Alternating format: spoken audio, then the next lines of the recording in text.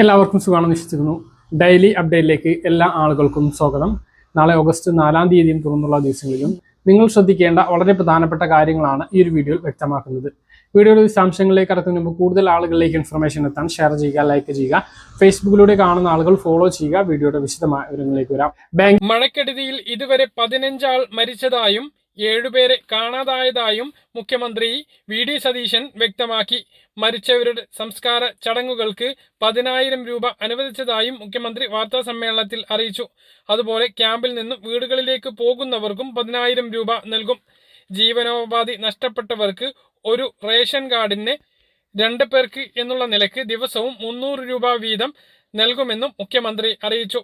സംസ്ഥാനത്തുടനീളം 316 ക്യാമ്പുകളിലായി 11,018 പേരാണ് താമസിക്കുന്നത്.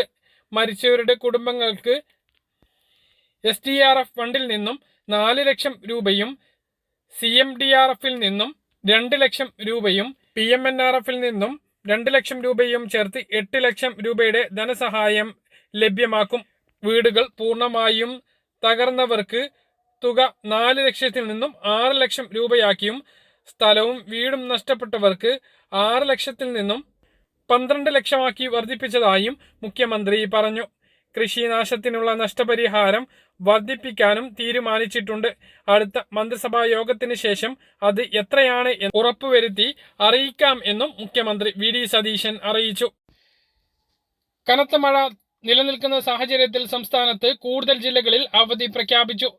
തൃശൂർ ജില്ലയിൽ ഓറഞ്ച് അലർട്ട് പ്രഖ്യാപിച്ച സാഹചര്യത്തിൽ നാളെ ഓഗസ്റ്റ് 4-ാം തീയതി തൃശൂർ ജില്ലയിലെ എല്ലാ വിദ്യാഭ്യാസ സ്ഥാപനങ്ങൾക്കും അവധി പ്രഖ്യാപിക്കുന്നു.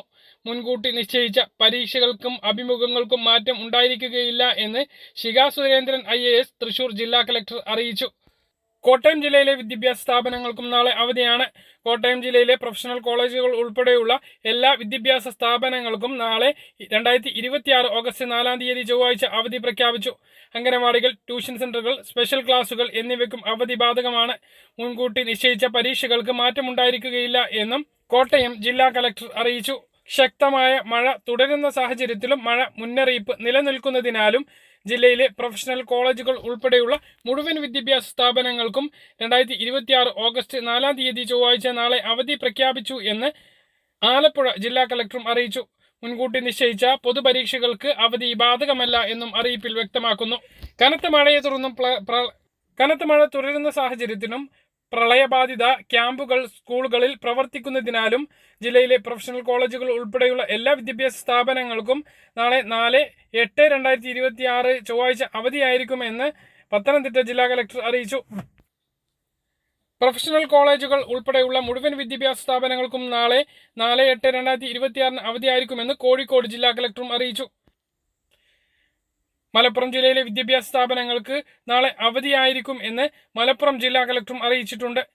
പ്രൊഫഷണൽ കോളേജുകൾ, അംഗനവാടികൾ, മദ്രസകൾ, CBSE, ICSE സ്കൂളുകൾക്കെല്ലാം അവധി ബാധകമായിരിക്കും. മുൻകൂട്ടി നിശ്ചയിച്ച പരീക്ഷകൾക്ക് അവധി ബാധകമല്ല. പ്രതികൂല കാലാവസ്ഥ കണക്കിലെടുത്ത് പയ്യന്നൂർ, തളിപ്പറമ്പ്, ഇരുട്ടി താലൂക്കുകളിലെ എല്ലാ വിദ്യാഭ്യാസ സ്ഥാപനങ്ങൾക്കും നാളെ 4/8/2026 അവധി പ്രഖ്യാപിച്ചതായി കണ്ണൂർ ജില്ലാ കളക്ടർ അറിയിച്ചു. ട്യൂഷൻ സെന്ററുകൾ, മദ്രസകൾ ഉൾപ്പെടെ എല്ലാ വിദ്യാഭ്യാസ സ്ഥാപനങ്ങൾക്കും അവധി ബാധകമായിരിക്കും. എന്നാൽ പ്രൊഫഷണൽ കോളേജുകൾക്ക് അവധി ബാധകമല്ല എന്നും ദുരിതാശ്വാസ ക്യാമ്പുകൾ പ്രവർത്തിക്കുന്ന പ്രൊഫഷണൽ കോളേജുകൾക്ക് അവധി ബാധകമായിരിക്കുമെന്നും റെസിഡൻഷ്യൽ സ്കൂളുകൾക്കും മുൻകൂട്ടി നിശ്ചയിച്ചിട്ടുള്ള സർവകലാശാല പൊതുപരീക്ഷകൾക്കും അഭിമുഖങ്ങൾക്കും മാറ്റം ഉണ്ടായിരിക്കുകയില്ല എന്നും കണ്ണൂർ ജില്ലാ കളക്ടർ അറിയിച്ചു. ആലപ്പുഴ ജില്ലയിലും വയനാട് ജില്ലയിലും ദുരിതാശ്വാസ ക്യാമ്പുകൾ പ്രവർത്തിക്കുന്ന സ്കൂളുകൾക്ക് മാത്രമാണ് അവധി പ്രഖ്യാപിച്ചിട്ടുള്ളത്. തിരുവനന്തപുരം, കൊല്ലം ജില്ലകളിൽ യെല്ലോ അലർട്ടും ബാക്കിയുള്ള 12 ജില്ലകളിൽ ഓറഞ്ച് അലർട്ടും നിലനിൽക്കുകയാണ്. ബാങ്ക് തട്ടിപ്പുകൾ തടയുന്നതിനും ബാങ്കിന്റെ ഇടപാടുകൾ സുതാര്യമാക്കുന്നതിനും എളുപ്പമാക്കുന്നതിനും വേണ്ടി CKYC 2.0 ബാങ്കുകളിൽ നടപ്പിലാക്കുന്നത് 2026 ഏപ്രിൽ 1 മുതലാണ്. ബാങ്കിംഗ്, ഇൻഷുറൻസ്, മ്യൂച്വൽ ഫണ്ട് എന്നീ മേഖലയിൽ ഓഗസ്റ്റ് 1 മുതൽ നവീകരിച്ച CKYC 2.0 സംവിധാനം നടപ്പിലാക്കുകയാണ്. ഈ പുതിയ സംവിധാനത്തിന് കീഴിൽ ഉപഭോക്താവിന്റെ ഡിജിറ്റൽ സമ്മതം ലഭിച്ചു കഴിഞ്ഞാൽ സ്ഥാപനങ്ങൾക്ക് ഒരു ഡേറ്റാബേസ് വഴി അവരുടെ വിവരങ്ങൾ പരിശോധിക്കാൻ സാധിക്കുന്നതാണ്. ഓരോ തവണ ബാങ്ക് അക്കൗണ്ട് തുറക്കുമ്പോഴും ഇൻഷുറൻസ് പോളിസി എടുക്കുമ്പോഴോ മറ്റ് സാമ്പത്തിക ഇടപാടുകൾ പൂർത്തിയാക്കുമ്പോഴോ ഉപഭോക്താക്കൾ അതേ KYC രേഖകൾ വീണ്ടും സമർപ്പിക്കേണ്ടി വരില്ല. ഇത് പേപ്പർ വർക്കുകൾ കുറക്കുന്നതിനും ഡിജിറ്റൽ മുഖേനയുള്ള നടപടികൾ വേഗത്തിലാക്കുന്നതിനും സുതാര്യമാക്കുന്നതിനും തട്ടിപ്പുകൾ തടയുന്നതിനും സാധിക്കുന്നതാണ്. മറ്റൊരു പ്രധാനപ്പെട്ട കാര്യം ആധാർ അറിയിപ്പാണ്. ആധാർ 5 വയസ്സ് കഴിഞ്ഞിട്ടുള്ള കുട്ടികളുടേതും 15 വയസ്സ് കഴിഞ്ഞിട്ടുള്ള കുട്ടികളുടെയും നിർബന്ധിത സെഷനുകൾ നടന്നുകൊണ്ടിരിക്കുകയാണ്. അത് ചെയ്യാത്ത കുട്ടികളുടെ ആധാർ കാർഡ് താൽക്കാലികമായി റദ്ദ് ചെയ്യാൻ സാധ്യതയുണ്ട്. സ്കോളർഷിപ്പ്, പ്രവേശന പരീക്ഷകൾ അടക്കമുള്ളവയ്ക്ക് വലിയ പ്രയാസങ്ങൾ ഉണ്ടാകും. രക്ഷിതാക്കൾ ഈ കാര്യം ശ്രദ്ധിക്കുക. 5 വയസ്സ് കഴിഞ്ഞ കുട്ടികളുടേതാണ്. 5 വയസ്സ് കഴിഞ്ഞാൽ ബയോമെട്രിക് ചേർക്കണം. 5 വയസ്സിന് മുമ്പെടുത്തിട്ടുള്ള ആധാർ കാർഡ് 5 വയസ്സ് കഴിഞ്ഞാൽ പുതുക്കുകയും ബയോമെട്രിക് ചേർക്കുകയും വേണം.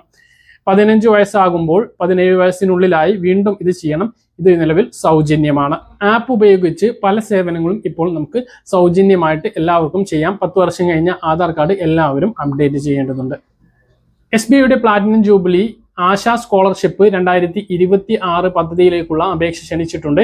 2026 സെപ്റ്റംബർ 4 വരെ ഓൺലൈനായി അപേക്ഷ സമർപ്പിക്കാം. രാജ്യത്തെ 2500-ലധികം കുട്ടികൾക്കാണ് ഈ സ്കോളർഷിപ്പ് തുക ലഭിക്കുന്നത്. 9ാം ക്ലാസ് മുതൽ ഉന്നത വിദ്യാർത്ഥികൾക്ക് വരെ ഈ ഒരു ആനുകൂല്യം ലഭിക്കും. കോഴ്സിനനുസരിച്ച് 15,000 രൂപ മുതൽ 20 ലക്ഷം രൂപ വരെയാണ് സഹായം ലഭിക്കുക. പട്ടികജാതി പട്ടികവർഗ വിഭാഗങ്ങൾക്ക് 25% വീതം സംവരണം ചെയ്തിട്ടുണ്ട്. 9ാം ക്ലാസ് മുതൽ +2 വരെ പഠിക്കുന്ന കുട്ടികൾക്കാണ് 15,000 രൂപ ലഭിക്കുക. Degree, PG, diploma, ITI കോഴ്സുകൾക്കും MBBS ഉൾപ്പെടെയുള്ള ഉന്നത വിദ്യാർത്ഥികൾക്കും വിദേശത്ത് പഠനം നടക്കുന്ന ഇന്ത്യൻ വിദ്യാർത്ഥികൾക്കും അപേക്ഷിക്കാവുന്നതാണ്. ഇന്ത്യയിൽ പഠിക്കുന്ന വിദ്യാർത്ഥികൾക്ക് വാർഷിക വരുമാനം 3 ലക്ഷം രൂപയും വിദേശത്ത് പഠനം നടത്തുന്നവർക്ക് വാർഷിക വരുമാനം 6 ലക്ഷം രൂപയിലും കൂടാൻ പാടില്ല. മുൻ വർഷത്തെ പരീക്ഷയിൽ 75% മാർക്കുണ്ടായിരിക്കണം. അപേക്ഷ സമർപ്പിക്കുന്നതിന് ആവശ്യമായിട്ടുള്ള രേഖകൾ അക്കാദമിക് റെക്കോർഡുകൾ, തിരിച്ചറിയൽ രേഖ, പാസ്പോർട്ട് സൈസ് ഫോട്ടോ, വരുമാന സർട്ടിഫിക്കറ്റ്, പ്രവേശന വിവരങ്ങൾ, SC/ST വിഭാഗങ്ങൾക്ക് ജാതി സർട്ടിഫിക്കറ്റ്, ഭിന്നശേഷിക്കാരാണ് എങ്കിൽ ഭിന്നശേഷി സർട്ടിഫിക്കറ്റ്, അതുപോലെ തന്നെ പ്രവേശന പരീക്ഷയിൽ പങ്കെടുത്തിട്ടുണ്ടെങ്കിൽ അതിന്റെ സർട്ടിഫിക്കറ്റ് കൂടി അപേക്ഷയോടൊപ്പം വെക്കുക. അപേക്ഷകൾ സമർപ്പിക്കുന്നതിനും കൂടുതൽ വിവരങ്ങൾക്കും www.sbischolarship.co.in എന്ന വെബ്സൈറ്റ് സന്ദർശിക്കുക.